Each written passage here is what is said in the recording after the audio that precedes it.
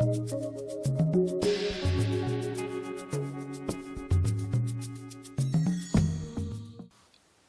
í sæl og verið velkomin að skjánum. Að þessu sinni ætla ég að ræða við Guðmund Halldórsson, rannsóknarstjóra Landgræðslunnar, og ég ætla líka að ræða við Ester Guðjónsdóttur, en hún er bóndi á Sólheimum í Hrunamannahreppi og jafnframt formaður Landgræðslufélagsins í hreppnum. En við ætlum að byrja leikinn á þér, Guðmundur, og mig langar til að spyrja þig samspil hlýnunar og fjölgunar skordýra hér á landi. Já, það hefur auðvitað verið mikið af nýjum tegundum sem hefur verið að koma inn á undanförnum árum. Við höfum tekið saman yfirlítið yfir það hvað hefur verið að berast til landsins af nýjum meindýrum í skógrækt, 100 ára tímabili, og það sést að það hefur verið veruleg uppsveifla á síðustu árum. Eftir að fór að hlýna upp 1990 þá fjölgar skaðvöldum sem koma hingað til landsins og lifa á trjám og runnum, og þetta er einfaldlega vegna þess að það hlýnar og það bætir lífsskilyrði þessara dýra og þau auðveldar með að setja stað. Er ekki furulúsin gott dæmi um þetta? Furulúsin eru eitt af þessum dæmum. Það er einfaldlega þannig að mjög stór hluti af þeim dýrum sem valda mestum skaða í trjárækt hér á landi, þau eru innflutt. Furulúsin er sú tegundin sem olli mestu tjóni, en mörg af þeim dýrum sem er verið að fást við á hverju einasta ári, það er eins og haustvitin, tígulvefarinn, þetta eru innfluttar tegundir og þær valda miklu tjóni fyrir garðrækt, skógrækt. Má segja að við Íslendingar séum svolítið kærulausir þegar kemur að innflutningi plantna með rót og allir saman. Ég held við þurfum að taka okkur dálítið á. Það er margt gott gert, en við þurfum að gera okkur betur grein fyrir hættunni, bæði þeir sem eru að rækta og líka þeir sem eru að flytja inn, því að enginn vill vera að valda tjóni. Það hefur enginn áhuga á því. En ég held að við lokum augunum fyrir því að það er verulega hætta samfélagsmiðflutningi og við þurfum að koma okkur saman með leiðir til þess að draga úr þeirra hættu. Ef við tökum nú bara dæmi af því sem við sjáum í Reykjavík af innfluttum plöntum með rót, þá sjáum við þar alls konar sortir sem eru að koma frá hinum og þessum löndum, líklega mjög oft frá meginlandi Evrópu. En getum við treyst í að frágangurinn hafi verið þannig ytra að það komist ekki nokkur skapaðar hlutur með þessu? Það er mjög erfitt að gera það. Ég er nú svona með í viðtalinu planta sem er nú svo sem alveg saklaus í þessu tilliti, en hún er ræktuð erlendis og síðan flutt inn og full heimild fyrir að flytja plöntur þessari tegund inn og ekki það því. En hins vegar moldin sem fylgir með, að mold er stútfull af alls konar lífverum. Mestu hlutin eru gagnlegar lífverur og það er ekki áhyggjur af þeim. En mold er jafnframt staður þar sem að geta verið skaðlegar lífverur. Það geta verið þar skordýr, það geta verið sjúkdómar og þessu fylgir hætta. Og það líka annað að plöntunni sjálfri, að ef maður er að ræða til dæmis skordýr, þá verpir mjög gjarnan á börkina á plöntunni, þannig að skordýr geta leynst á plöntum, það geta líka leynst gró, sveppa eða annarra sjúkdóma. Og þetta það auðvitað ekkert ætlunin að Ísland verði lokað fyrir innflutning af þessu tagi, en við þurfum að draga úr áhættunni. Og hér hefur verið, hér er semst eftirlit með innflutningi, en það hefur alla tíð verið undirmannað. Ég veit ekki betur en það sé einn maður sem sinnir þessu núna, og og hugsanlega með fleiri störfum, ég þekki það ekki, en þetta það er mikill innflutningur og það er mjög erfitt fyrir einn mann að ætla að ganga úr skugga um það að þarna sé ekki að koma skaðvalda til landsins.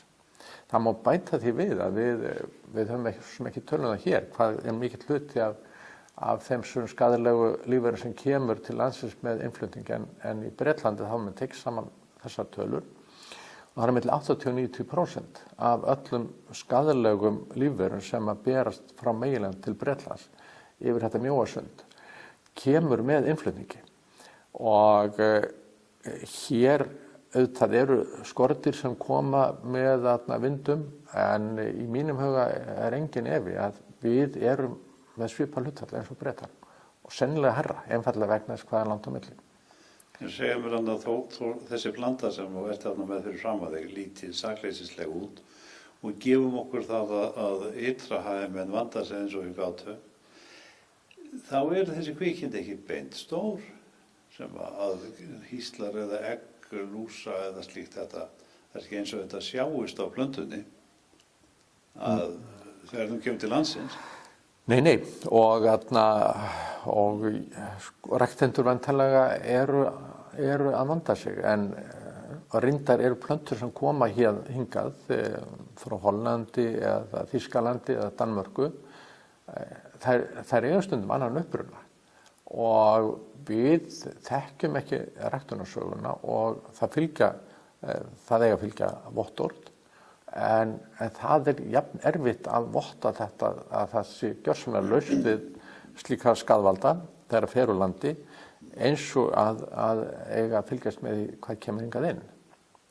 En svo má líka bæta því við að þarf bæði að efla þetta eftirlit. Það hefur verið með þeim mannskap sem hefur verið, þá hefur þetta verið unnið vel og samviskusamlega. En þetta ég held að það þurfi samt að efla. Ég held að þurfi fleiri til þess að vinna þessa vinnu. Og þar er ekki þá skortur okkur viðbragðsáætlanir ef eitthvað berst inn. Og hvað segjum sem svo að það hafi nú komið eitthvað umtalsvert magn af hættulegum dýrum með þessa litlu plöntu sem þú ert með þarna? Já, hvað gerist þá? Hvaða ferill fer í gang til þess að lágmarka eða eyðileggja góði veg fyrir að nokkuð gerist? Það mér vitanlega, ef að hún fer í ræktun utanhús, þá mér vitanlega enga viðbragðsáætlanir. Ég veit að í gróðurhúsum þar hafa menn verið duglegir við að reyna að hreinsa burtu þar sem berst inn af óæskilegum lífverum, en í utanhús þá heldur sér meira minna tilvíðun að það tekist. Það kom hingað lús sem að lifir á Víði á Austfjörðum, fannst þar fyrir tilviljun og það bara var þar skóratamaður sem áttaði sig á því hvað þarna var á ferðinni og það var strax gripið til aðgerða og það tókst að stoppa þetta.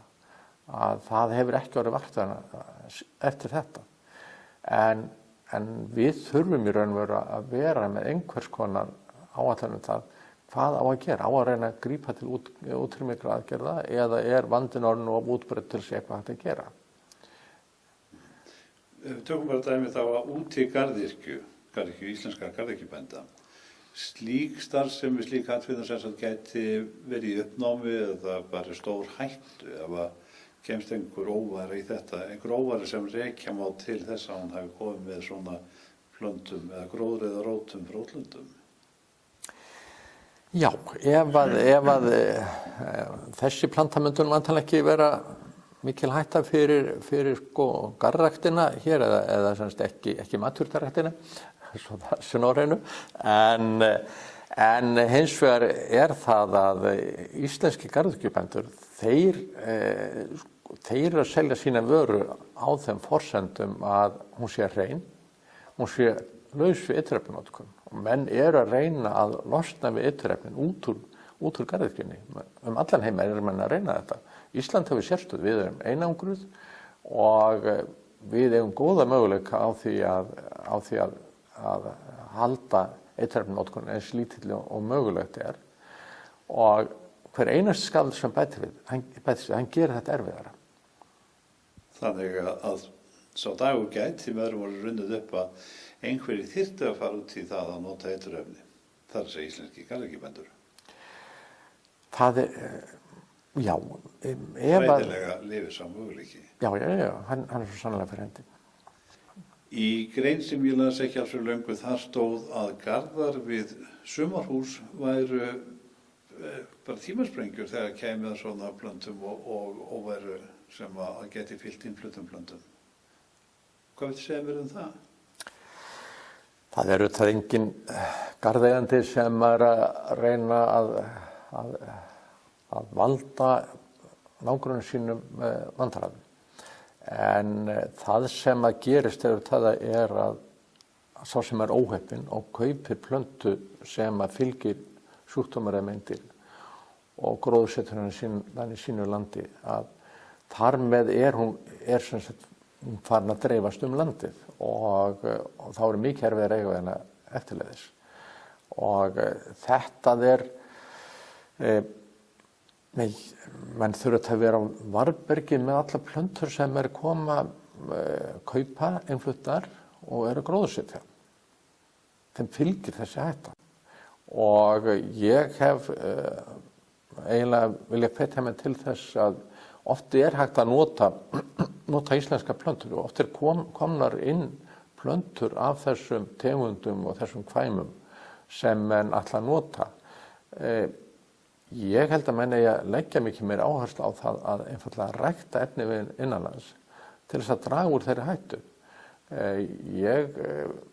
Það getur verið, það er til dæmis eins og rifsvespan sem kom hérna fyrir nokkrum árum síðan. Það er miklu vandræðum fyrir fólk sem er að rækta rifs og sólber og mjög líklega kom hún með innflutningi. Þetta hefur eiginlega breytt miklu fyrir garðeigendur að þeir þurfa að kljást við einhvern skaðvald sem ekki var fyrir hér á landi áður. Og það er þetta ótvírætt neikvætt. En svo annað sem má minnast á í samband við innflutning, að það eru margir að hafa verið að tala innflutning á hversuna bannað að flytja inn ákveðna trjátegundir, hversuna bannað að flytja inn birki, hversuna bannað að flytja inn lerki, hversuna bannað að flytja inn þessa trjátegundir með berki. Það eru einfaldlega vegna þess að það er þessi hætta á smittun. Og ég held að við verðum að leggja mjög þung áherslu á að viðhalda þessu. Það er mikið undir, það er íslenska birkið sérstaklega, það er búið að vera einangrað hérna 10.000 ár eða manntalega að mestu leyti. Og það eru margir skaðvaldar erlendis sem gætu farið illa með íslenska birkið.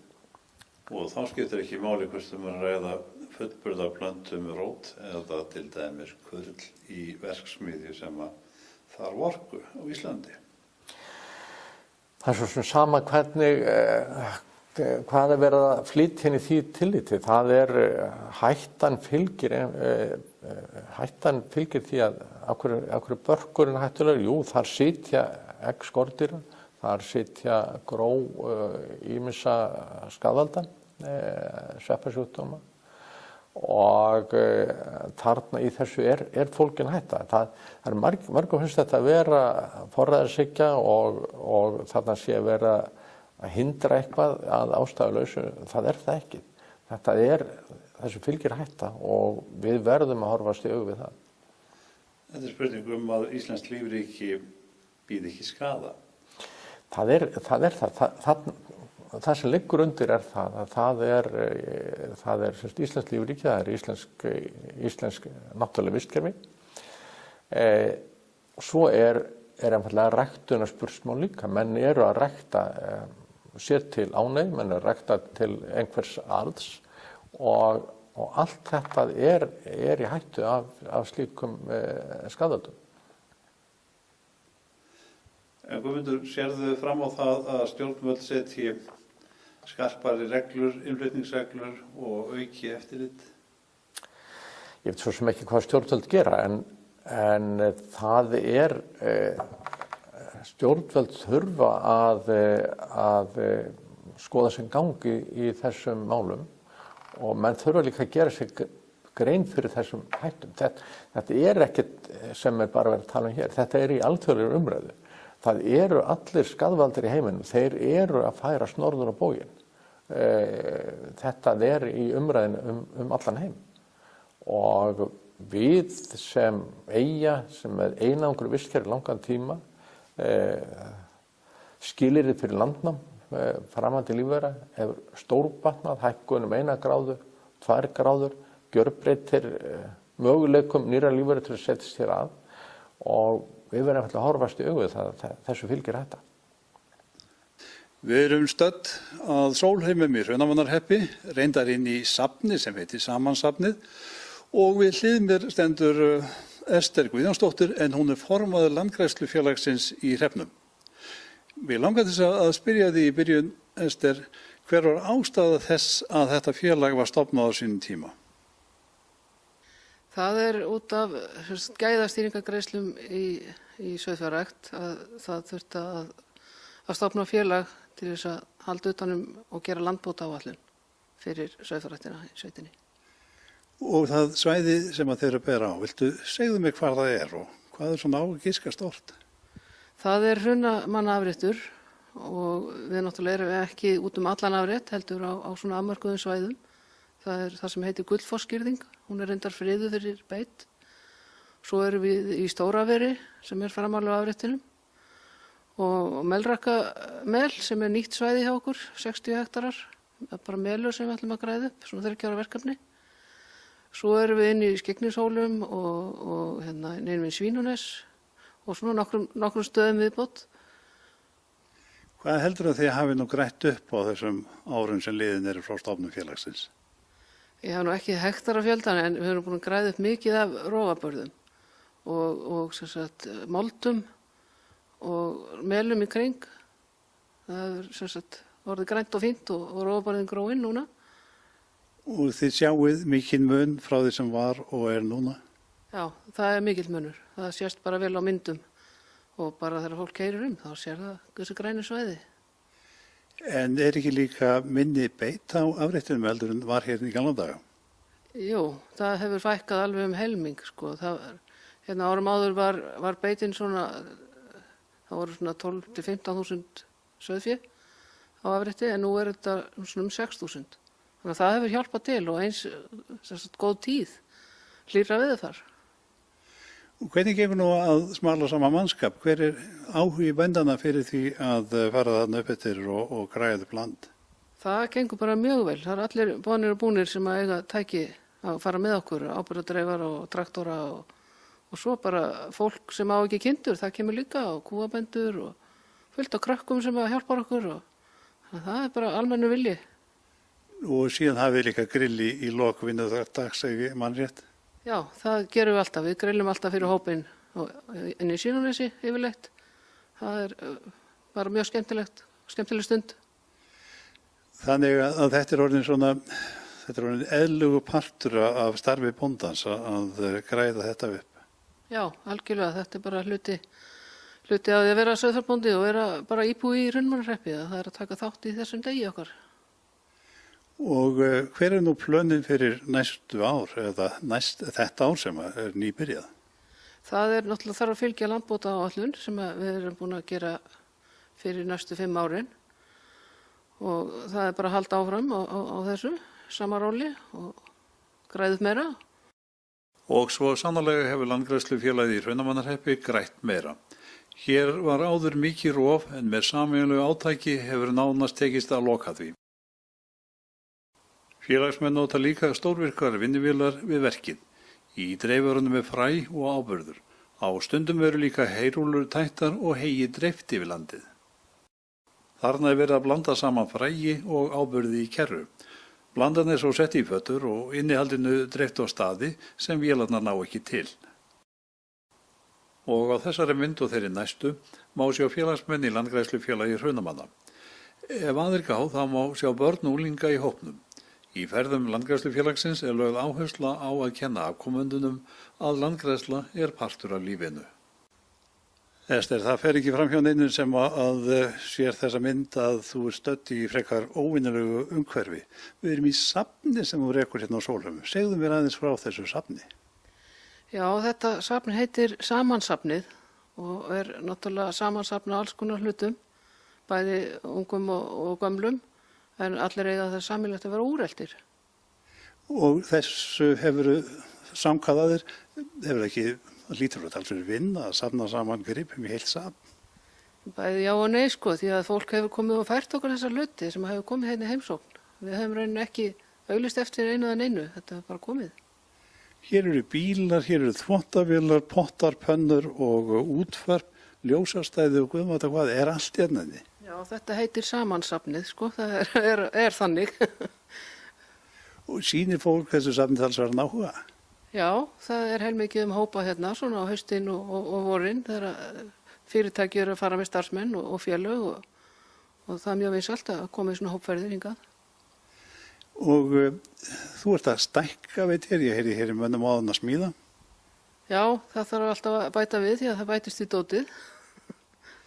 Og er einhver einn gripur hérna inn í þessu öllu saman sem er þér svona hjartfólgnar eða narir? Nei, í rauninni ekki sko. Þetta er margir merkilegi gripir hérna, en samt er jú kannski eitt svolítið merkilegt og það er hérna bólusetningavottor sem er hérna við hliðin á mér på vegg. Bólusetningavottor þá fyrir einhvern einstakling sem bjó hér? Já, það er fyrir Amans Jóa, mannsins míns. Það var hérna, farið með til Skálholts, þá var læknirinn í Skálholti og hann var bólusettur 1901. Þakka þér fyrir þetta. Ég verð að segja alveg svo vera að safnið komur vera óvart. En ertu með opið allt árið? Það er opið bara þegar fólk vill koma, það er bara að hringja undan sér, þá er opið, ef við erum heima. Þakka þér fyrir.